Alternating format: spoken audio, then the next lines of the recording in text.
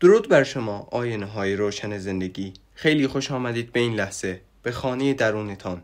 این زمان تنها برای شماست، نه برای گذشته و نه برای آینده.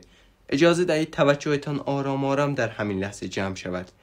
اگر فکری از راه رسید فقط تماشایش کنید و بگذارید آرام عبور کند. اکنون لطفاً در وضعیتی راحت قرار بگیرید و اجازه دهید آرامش قدم به قدم در وجودتان جریان پیدا کند. این زمان هدیه است از شما به خودتان. یک دم عمیق، دم، بازدم. یک دم عمیق، دم، بازدم. اکنون چشمانمان را بسته و به دنیای درونیمون وارد می شویم. حال 4 شماره دم، 4 شماره مکس و 4 شماره بازدم. دم، 2 3 4 مکس، 2 3 4 بازدم، 2 3 4.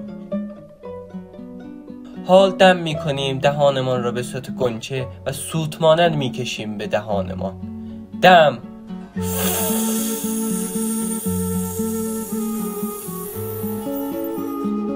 مکس. بگذار تمام بدنت منقبض باشد، مثل اینکه داری پرواز می کنی.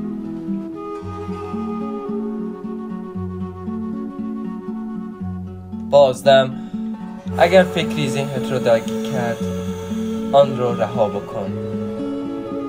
مکس. بگذار خالی خالی شوی. از بالای سر تمام بند وجودت را به آرامش بسپار. پوستش را حس بکن. دم،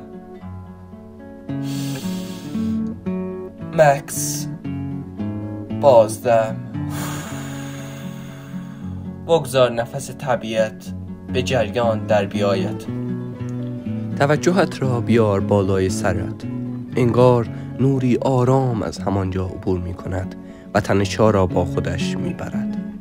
آرامش پایین و پایین می آید. گوش‌ها رها، شقیقه‌ها نرم، پیشانی آزاد. حالا این فضای آرام درونت را حس کن. دم به صورت سوت مانند. مکس. فک‌ها را حس کن. کمی از هم فاصله می‌گیرند. دندان‌ها بدون فشار جدا می‌شوند. هیچ کاری لازم نیست بکنی. فقط رها باش. بازدم.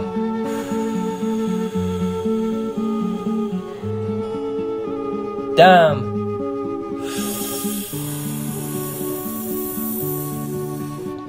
چانه شل می شود، راحت و سبک. تعادل، سکوت، تنفسی آرام. همه چیز همین حالا آرام است. بازدم. سلول های مغزت خنکی یابد. توجهت را به گلویت بیاور.